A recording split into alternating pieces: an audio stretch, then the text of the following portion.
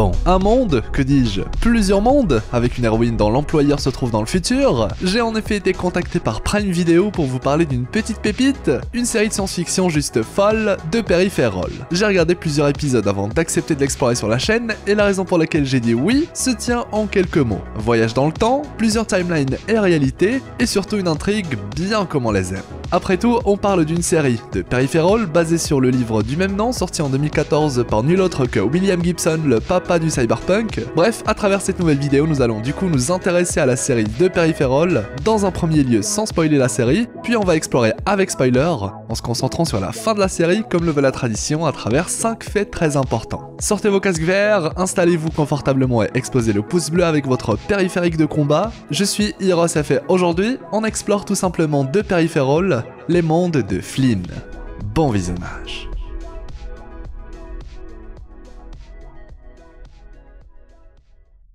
La série de Peripheral basée sur le livre du même nom est un show de science-fiction qui traite de voyage dans le temps. Sauf que ce n'est pas vraiment le genre de voyage dans le temps auquel vous vous attendez. Le personnage principal de la série, c'est elle, Flynn. Bien évidemment, ce n'est pas le seul personnage très important de la série, mais il est pour l'instant celui sur lequel se concentre la première saison. C'est via ce personnage qu'on découvre l'univers de la série, les autres personnages, les enjeux, etc.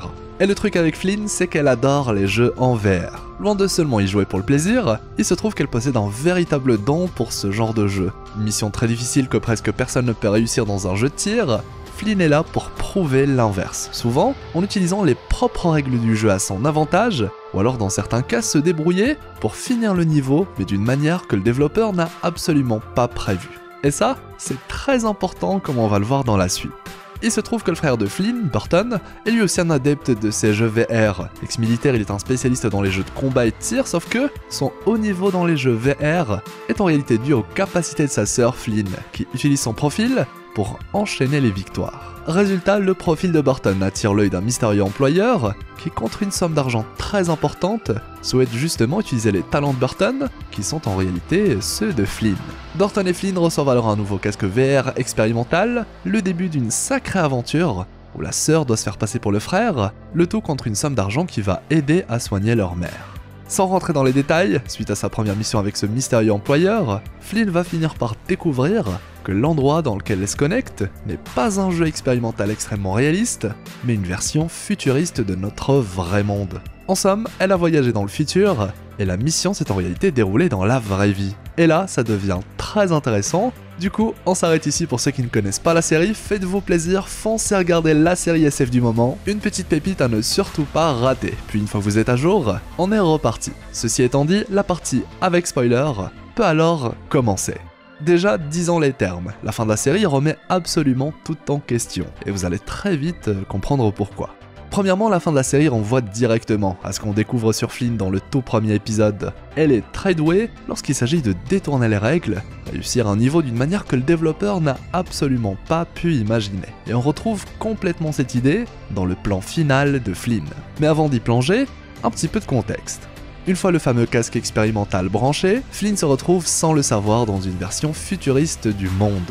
Plus précisément à Londres. Mieux, elle pilote une sorte de robot appelé dans la série Peripheral, ou périphérique du coup, des robots futuristes que n'importe qui peut piloter, même lorsqu'on se trouve dans le passé, comme dans le cas de Flynn. Certaines personnes peuvent même utiliser des périphériques à leur image pour rester à l'abri, simuler leur présence, alors qu'ils sont à plusieurs milliers de kilomètres. Bien évidemment, la série nous aide à nous y retrouver en utilisant certains mots selon le type de connexion qui est utilisé. Dans le cas de Flynn, elle est appelée un POLT, un diminutif de poltergeist, car si elle se connecte au futur, c'est qu'elle est morte depuis bien longtemps, ce qui fait d'elle une sorte de fantôme qui interagit avec le monde, d'où l'origine du terme POLT. Ah oui, et le terme coïd est quant à lui utilisé pour désigner les robots pilotés par une intelligence artificielle. On en voit d'ailleurs quelques-uns dans la série. Mais du coup, piloter des périphériques, même lorsqu'on est dans le passé, c'est très bien, mais comment est-ce qu'une connexion s'est créée entre le futur et le passé ? Eh bien la série nous explique que le tout est dû à une technologie découverte dans le futur qui utilise un tunnel quantique, ce dernier permet alors d'envoyer des informations vers le passé. Sauf que, on le sait, si on décide d'entrer en contact avec le passé, c'est qu'il n'est plus le même passé originel qu'il était. Et oui, si on décide d'y envoyer une information aussi insignifiante soit-elle, c'est que ce passé a tout de même été altéré. La série utilise alors le terme fragment pour le dissocier du vrai passé, entre guillemets. En d'autres mots, contacter le passé, c'est créer inévitablement une nouvelle réalité qui ressemble à la nôtre, mais dont le futur ne sera jamais exactement comme le nôtre. Et c'est exactement le cas du monde de Flynn. Vu qu'elle a été contactée par le futur, vu qu'elle sait tout simplement que le futur ressemble à ce qu'il est, elle devient elle-même un élément qui altère la nature de sa temporalité. Sa réalité est alors du point de vue du futur, un fragment. A noter que des fragments, il doit y en avoir une multitude, et qu'ils sont utilisés pour conduire différentes expérimentations. Petite parenthèse, Lev Zuboff a par exemple toujours veillé à se tuer dans toutes les autres réalités, lui qui n'aime pas l'idée d'exister dans d'autres fragments, lui qui souhaite exister en une seule et unique version, dans une seule réalité. On apprend ainsi que le futur est ce qu'il est suite au Jackpot, une série d'événements catastrophiques qui ont plongé le monde dans les ténèbres. Des catastrophes environnementales, des pandémies, des bombes nucléaires et j'en passe. D'où le fait que le futur est présenté de cette manière dans la série, un futur où la population est très réduite. La ville de Londres utilise même des faux passants pour simuler la vie afin d'aider les quelques habitants restants à ne pas sombrer dans la folie. De tout ce chaos naissent alors les kleptes, une sorte de mafia organisée qui contrôle, entre autres, Londres. Vient alors la police métropolitaine qui vient pour réguler plus ou moins les agissements des kleptes, et enfin on a l'Institut de recherche dont le but est l'évolution technologique qui va venir clôturer notre grand trio, les piliers de ce nouveau monde. C'est un peu les trois grands pouvoirs en place.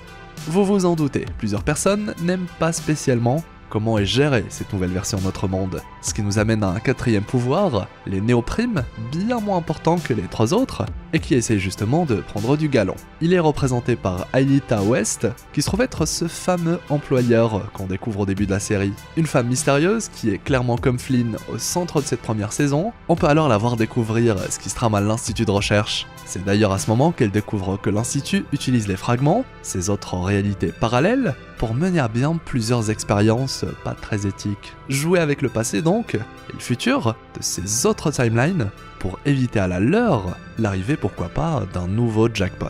Petite parenthèse, c'est également là qu'on découvre que le frère de Flynn, Burton, fait lui-même partie de l'une des expériences de l'Institut, lui ainsi que toute son escouade. Et oui, le tout semble finalement être lié. Du coup la vie de Flynn a été altérée sans qu'elle ne le sache. Son monde n'est qu'un fragment, alors que la vraie version d'elle-même possède un tout autre futur, où, comme on l'apprend dans la série, elle se marie au shérif, a des enfants, etc. Dans cette même réalité originelle, on apprend également que Burton est mort et que Connor possède encore tous ses membres. Ce passé est donc le vrai passé, celui dans lequel aura lieu le jackpot jusqu'à arriver en l'an 2100, le futur qu'on voit dans la série. C'est un petit peu complexe à suivre, mais une fois qu'on comprend quelle est la réalité originelle, le tout devient beaucoup plus simple à comprendre. Revenons-en à Aelita, le fameux employeur secret, qui va du coup demander à Burton de l'aider pour sa mission, loin de se douter que c'est sa sœur qui contrôle le périphérique. Flynn et Aelita arrivent alors à voler les fameuses informations de l'Institut de recherche au début de la série, sauf que, là où Aelita souhaitait cacher les informations récupérées dans les implants de Burton, sans que personne n'en sache rien, résultat ces fameuses informations se retrouvent dans le cerveau de Flynn, car c'est elle qui était aux commandes du périphérique destiné à son frère. Et c'est pour cette raison que Flynn est en danger de mort durant toute la saison, car l'Institut souhaite tuer Flynn pour empêcher quiconque de récupérer les informations qu'elle possède, sachant que même Flynn ne sait pas qu'elle les possède, tout le monde lui dit qu'elle a volé quelque chose, alors qu'elle n'est au courant de rien. Ainsi, dans le dernier épisode de la série, l'inspecteur décide de suivre le plan de Flynn. A noter que le personnage de l'inspecteur, de son nom Insley Lowbeer, reste très mystérieux pour l'instant, puisqu'on ne sait pas vraiment ce qu'il attend de toute cette situation, ou encore pourquoi elle décide d'aider Flynn. Et le plan en question est le suivant, car je sais qu'il est flou, même assez complexe. On pourrait même dire que la série ne nous donne pas toutes les clés de compréhension exprès, mais c'est pas plus mal, puisqu'on va pouvoir théoriser. La base du plan, c'est que Flynn souhaite, à l'aide de l'inspecteur, se cacher dans un fragment hors d'atteinte, transférer les informations qu'elle a dans son cerveau à une autre version d'elle qui se trouve dans un autre fragment. Dans sa réalité actuelle, son monde, elle va mourir, de manière à ce que personne ne cherche après elle, ou ne menace sa famille par exemple. Alors qu'en réalité, une autre version d'elle-même va lui permettre de revenir, puisqu'elle va posséder les mêmes informations que ceux volés. Et c'est ce qu'on voit à la fin, notre Flynn se prépare à mourir, on peut même entendre le tir, alors qu'on voit Flynn un peu plus tard en face de l'inspecteur avec qui il se prépare à poursuivre le plan. Maintenant, on ne sait pas vraiment si la Flynn vue dans cette première saison est vraiment morte ou non, car on ne voit pas le corps. On entend seulement un tir qui pourrait finalement n'avoir jamais touché. Autrement dit, il est complètement possible que deux Flynn puissent dans la suite entrer en contact avec le futur, deux Flynn qui possèdent les fameuses datas volées. A noter que lorsque le nouveau fragment dans lequel la nouvelle Flynn va se cacher a été créé, Flynn a fait en sorte de détruire la montre de poche qui fait office de carte des fragments. Autrement dit, Flynn a fait en sorte de ne pas être retrouvé,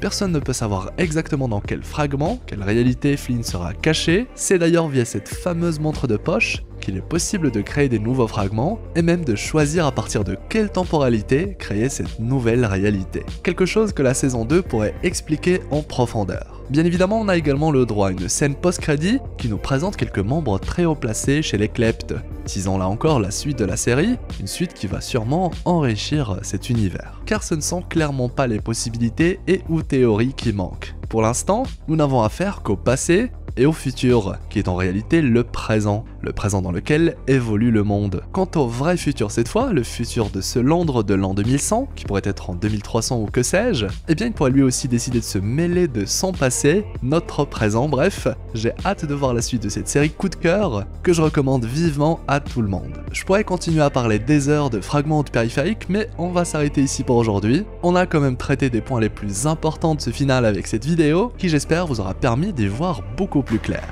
Voilà, un petit like que vous soyez du passé, du présent ou du futur, ça m'encourage à continuer à vous faire plein de belles vidéos, merci pour votre soutien, et aussi abonnez-vous si vous souhaitez explorer plein de beaux univers en ma compagnie. Et je vous vois, hein, ceux qui ont regardé la vidéo sans avoir vu la série, j'espère que tout ceci vous aura quand même hypé pour voir de Peripheral, il y a encore plein de choses à découvrir, allez-y les yeux fermés, c'est disponible sur Prime Video, que je remercie d'ailleurs de m'avoir fait confiance sur cette exploration. En plus, ça soutient mon travail, c'est parfait, la boucle temporelle est bouclée. Ceci étant dit, eh bien je vous souhaite une agréable journée ou soirée, c'était Hirose, votre explorateur d'univers préféré, pour vous servir.